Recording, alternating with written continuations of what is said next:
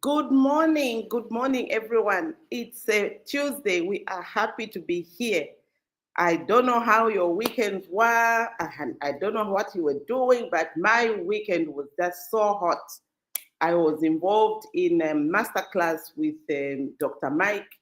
Oh my God, I was blown away. In fact, up to now, I'm struggling to what to write and just how to start this whole thing.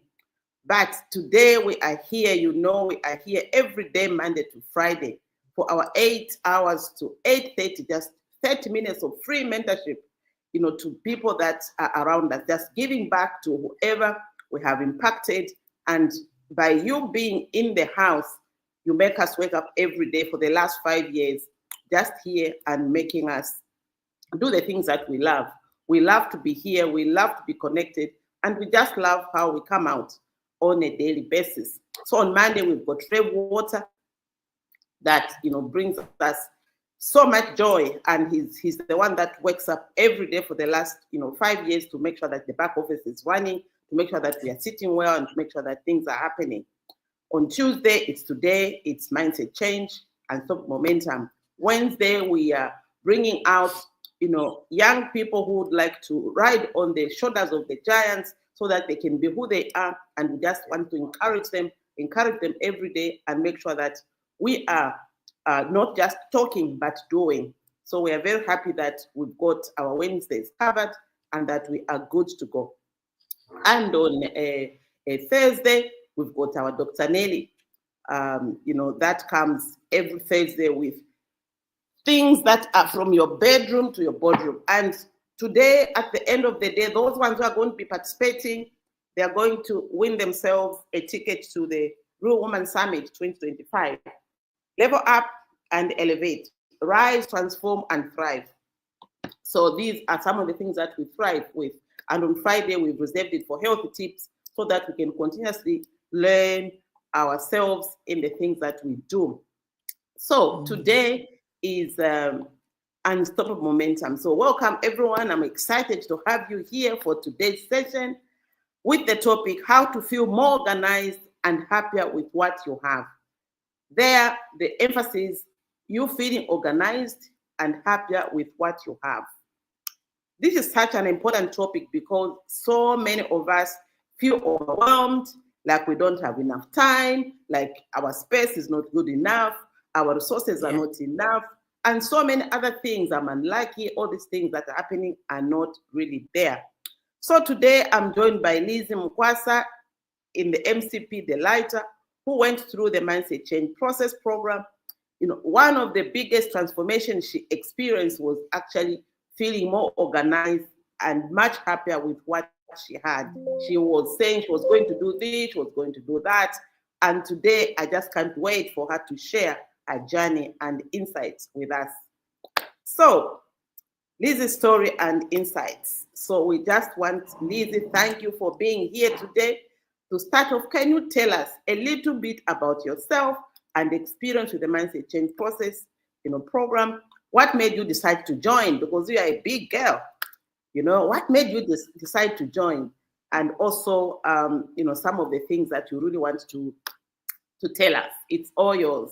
And those ones in the audience, just put your hands together and just say, yes, we can see Lizzie. Yes, we are here and we are good to go. So thank you for joining us. You're welcome, Lizzie. Thank you so much, Doc. Good morning, everyone. Thank you for having me today. I'm really excited to share a bit about my journey with Mindset Change program. Before I joined the program, I was honestly feeling quite overwhelmed, both at work and in my personal life. I struggled with staying organized, which led to that feeling of constantly feeling like I'm behind. And no matter how many to-do lists I did, no matter how much time I put in, I was still dropping the balls. And that really affected my sense of happiness and fulfillment. To say the least, I was stressed most of the time.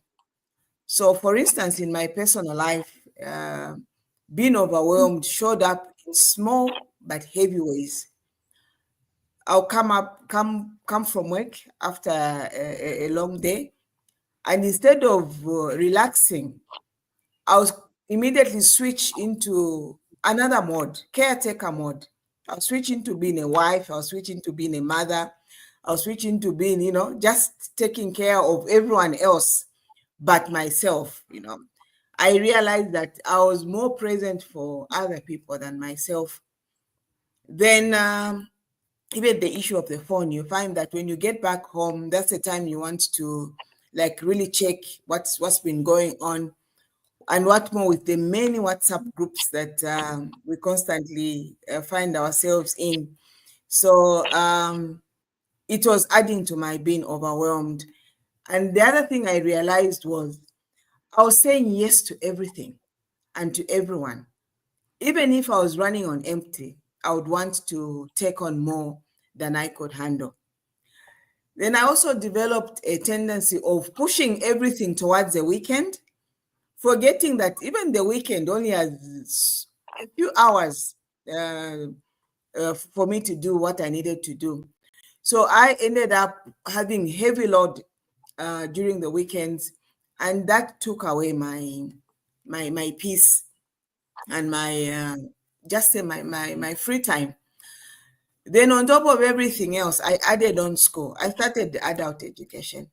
So it was a full packed week. Every week was packed. And that was, I couldn't manage at some point. But what was also interesting was when I got some free time where I thought I wasn't being productive, I even feel guilty to say, how come I'm so free? I'm not doing anything. What is happening? What am I not supposed to be? What am I supposed to be doing? And I'm not doing it. So that was my life before coming or enrolling on the MCP program. Okay.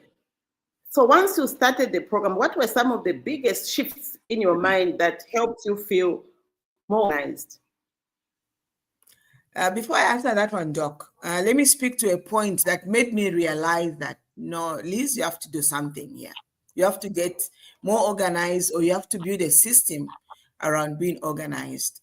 There is a day I was scheduled to attend a very important meeting, and it was going to take me about an hour to get to my meeting. I was ready. The time I wanted to start off, I could not find my car keys. I searched the whole house. I turned my handbag upside down. And what was worse was even the spare key could not be found. I ended up going with a Yango. But of course, you know how it is when you arrive at a meeting, you are late, you are looking disorganized, that confidence is taken away.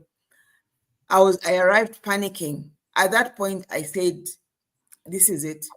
I need to find a way of organizing my life. I need to find a way of organizing my time. And I need to find a system that will make me to look more organized. So once I did that, I was just then trying to find how I can help myself.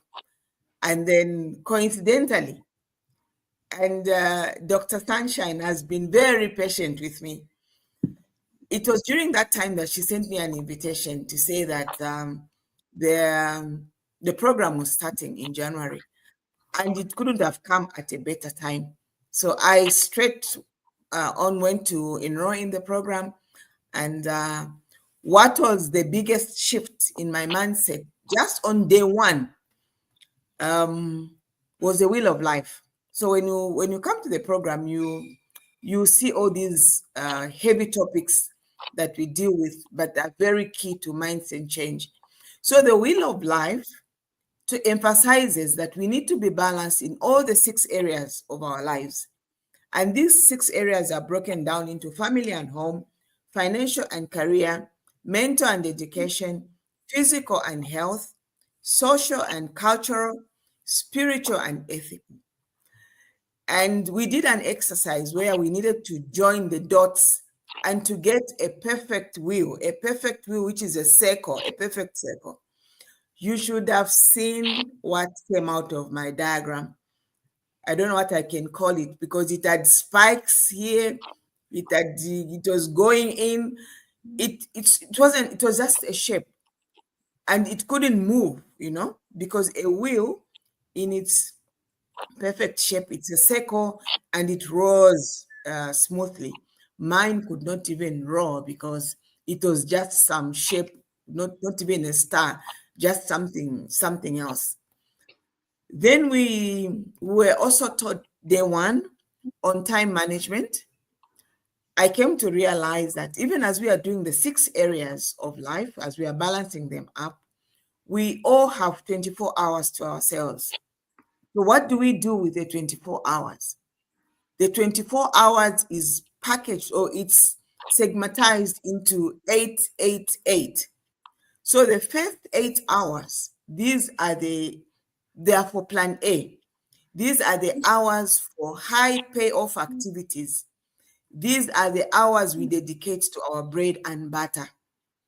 So, and these are the activities, in other words, that bring success to ourselves.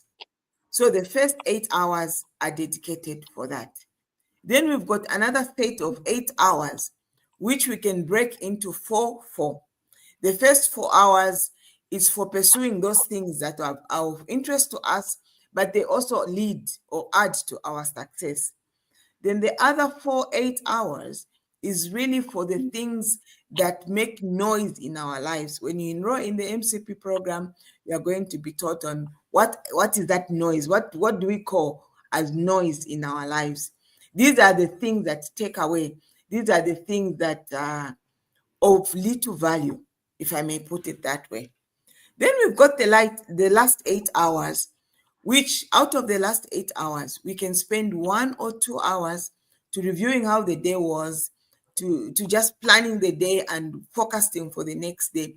But also the last 8 hours are for rest. We need to get enough rest. We need to get our sleep, and we just need to just wind the day to get energized for the next day. So I learned that I can actually break my 24 hours into 888. Then the other one, which was interesting, was when we did the numbers game, which taught me on how to work smarter. When one works smarter, or when I work smarter, I realized that I could actually free up some time to myself. And this is achieved through what we call a numbers game. So when we did the numbers game, I realized that I could free up to 3 hours to myself just by working smarter. Then, Doc, without going into much detail, or without me sounding like a lecturer, I also, the 4 quadrants were also a mind shift.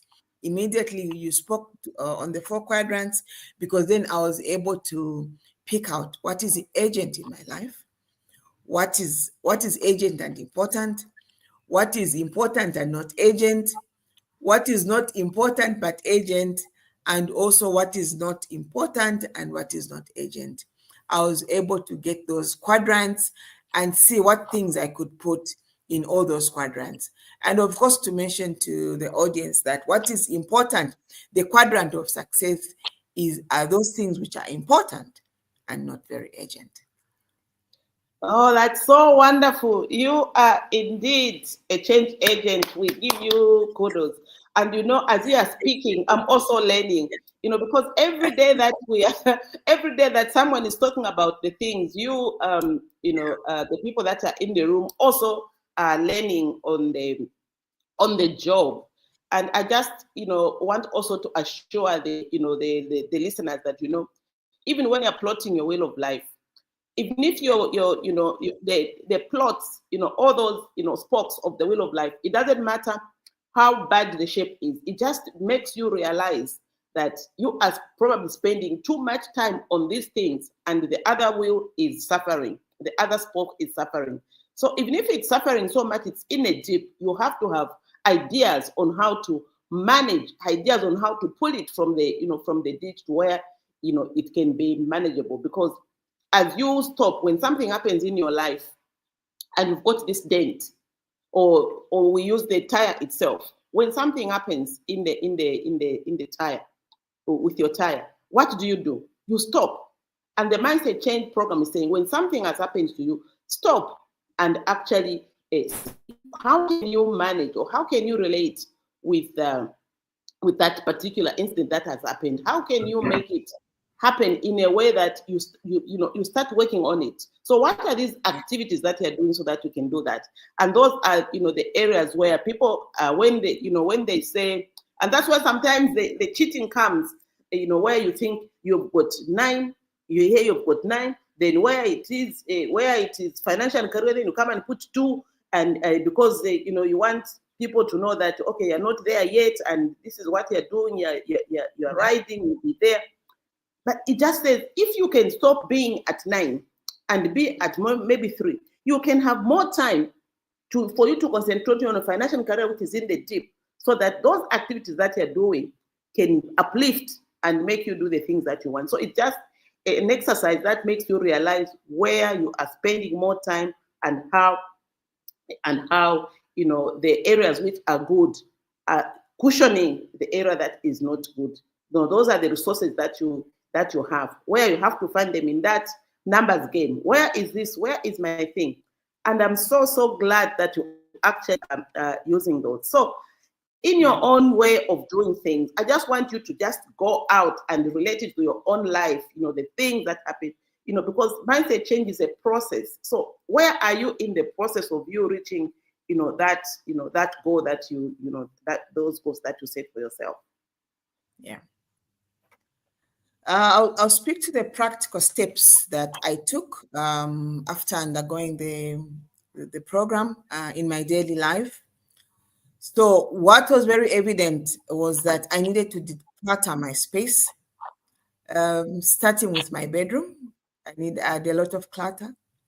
I needed to declutter my phone book. Yes, my contacts lists in my phone. I needed to look at all those WhatsApp groups that I was in. Did I really need to be in all those groups? So, and then I also needed to, even in a small space like my handbag, I needed to get organized starting from such spaces. So, like I spoke of the WhatsApp groups, I had to really ask myself to say, do I need to be in all these groups? Do I need to be active in all these groups? Which ones can I put as my top, my top 20 or my top 10, and which ones can I exit or which ones can I mute? So I had to do that. So I had to declutter my space. Once when I did that, I found that I felt more organized. And because I was feeling more organized, I was getting a sense of accomplishment. And I had some free time to myself. And being organized makes me, feel like I'm on top of the game, and it brings that sense of accomplishment. I feel less stressed, to say the least, because all this running around haphazardly was really just draining me. But now I feel less stressed because I'm more organized. Hence my happiness, because I can I can plan my day. I know what I'm going to do at what time. I know, I've got my day, my week, my month all planned out. And there is no morning frustration, because every morning it's either you're looking for this, you're looking for that. But because I'm more organized, I've got a joyful morning. There are no frustrations. And then in terms of my schedules, like I said, I don't make haphazard moves. I'm more scheduled. I'm using my planner. And because I'm using my planner, like I said, I know what I'm supposed to do. I've got my month at a glance. I've got my week at a glance. I've got my day at a glance. I do not panic. I am more scheduled in terms of what I'm supposed to do on a day-to-day basis. That's so fantastic. Oh, I also feel happy and more organized just as I listen.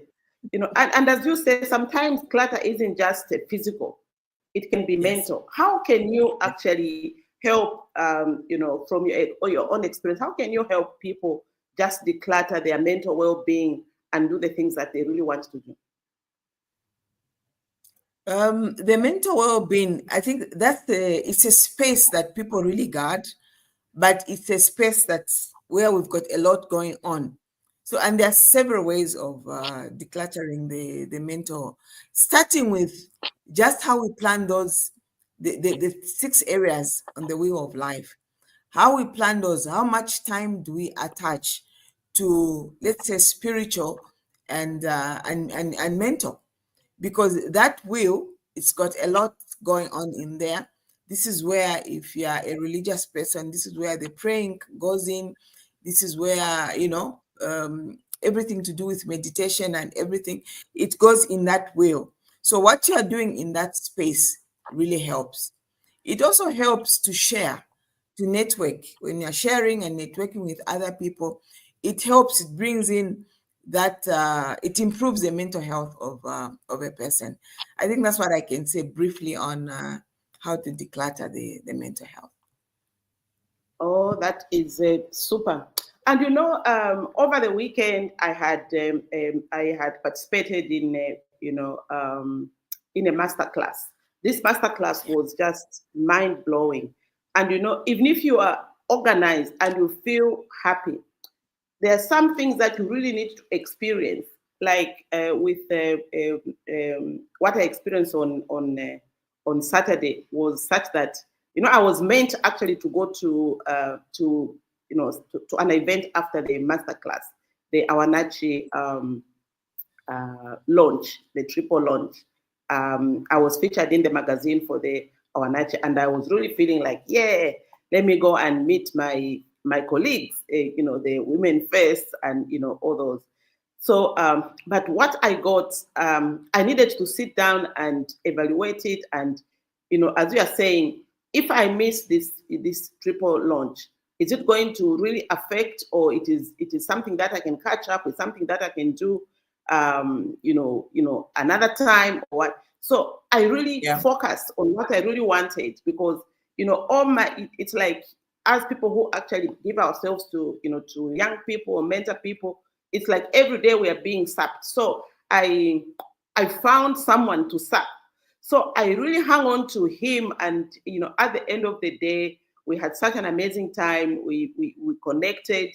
He became my global friend, and we invited him, through the person that invited him, Dr. Cynthia. We invited him, and it was just like, Cynthia, I'm going to do some tumboas for you. Can you bring the guests and we continue chatting? And Yeah. to cut the story short, they were there, and we really had an amazing time. I consulted with him. I learned so much from him.